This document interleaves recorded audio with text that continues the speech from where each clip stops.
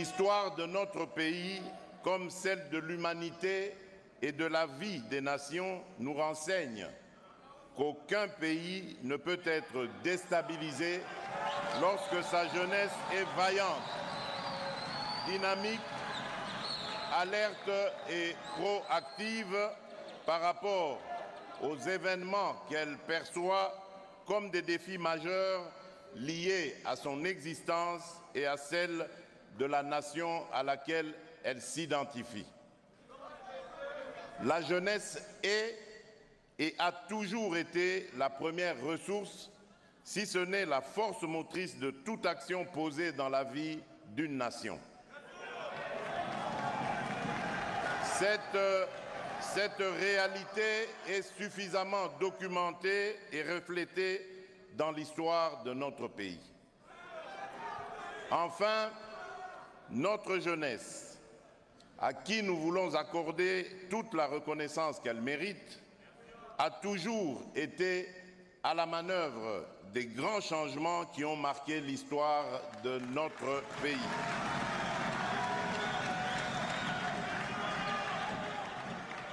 De la lutte contre la colonisation à la dérive dictatoriale post-coloniale ou à la deuxième guerre d'agression menée par le RCD Goma en 1998, notre jeunesse a toujours su défendre au prix de grands sacrifices les idéaux de liberté, d'égalité des nations, ainsi que notre quête pour plus de démocratie. Aujourd'hui encore, cette même jeunesse porte haut l'étendard de notre chère nation dans les différents théâtres des opérations qui opposent nos vaillantes forces de défense et de sécurité aux ennemis de la paix, de la stabilité et de la prospérité. Distingués invités, chers jeunes, au-delà de cette reconnaissance historique de vos actions héroïques dans le cours de notre histoire politique, force est de reconnaître que vous constituez également un énorme potentiel pour le développement socio-économique de notre nation, notamment en termes de dividendes démographiques. Cependant, je suis conscient qu'à la suite d'un faible taux d'investissement dans les secteurs de l'éducation et de l'emploi, vous vous heurtez à des contraintes fortes d'accès aux droits et aux ressources tant économiques, sociales, culturelles que politiques. Depuis des décennies, des engagements politiques volontaristes ont été pris à votre encontre, mais ceux-ci demeurent insuffisants. La question de votre avenir et de l'ambition qu'on y accorde reste toujours posée. Vous êtes des acteurs du changement.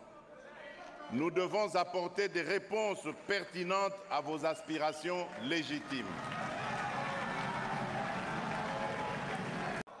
Ma vision politique de promotion de la jeunesse par l'éducation et l'emploi a toujours été d'associer la jeunesse à la gouvernance de notre pays et à la responsabiliser dans son processus de développement.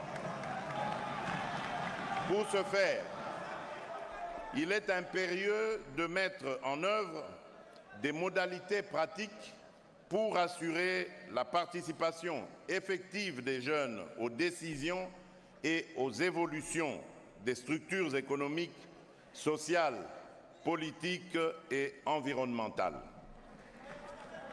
Les récentes nominations effectuées dans les entreprises et autres administrations publiques, ainsi que dans la territoriale, témoignent de cette ferme volonté de faire de cette jeunesse le levier du développement de la République démocratique du Congo.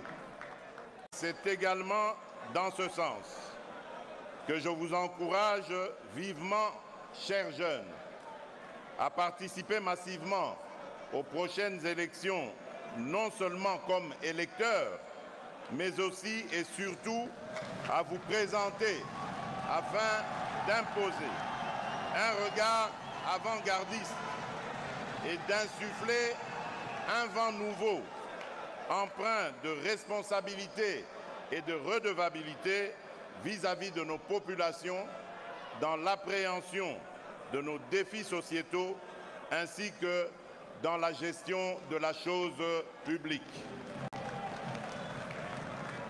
Distingués invités, chers jeunes, au registre des défis auxquels sont confrontés notre jeunesse vis-à-vis du contexte particulier qui caractérise notre pays à l'heure actuelle, j'en relève particulièrement deux. Le premier concerne l'éradication du fléau de la haine et du tribalisme.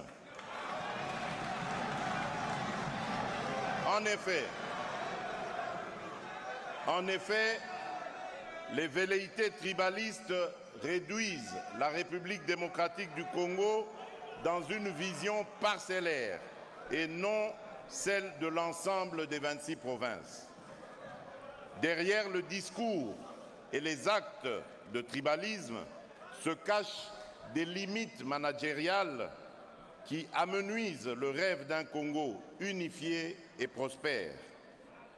Le tribalisme étrangle notre pays, la faute à une poignée d'individus qui n'entrevoient la vie en collectivité qu'à travers le prisme et le réel étroit d'un petit groupe au détriment de la diversité et du plus grand nombre. Le tribalisme prend de la place et gangrène peu à peu nos sociétés grâce à tous ces dirigeants qui refusent de respecter les lois qui régissent le vivre ensemble. Ce fléau prospère malheureusement en République démocratique du Congo par manque d'actes concrets qui viendraient l'étouffer et nous sortir de cette acceptation passive et tacite de ce cancer. Aussi, je vous convie à vivre le rêve d'un Congo appelé à devenir fort parce que ses fils et ses filles sont habités par le seul objectif de travailler à sa prospérité. Et je vous exhorte de parler désormais de tous ceux qui vous rapprochent à la place de parler de tous ceux qui vous divisent.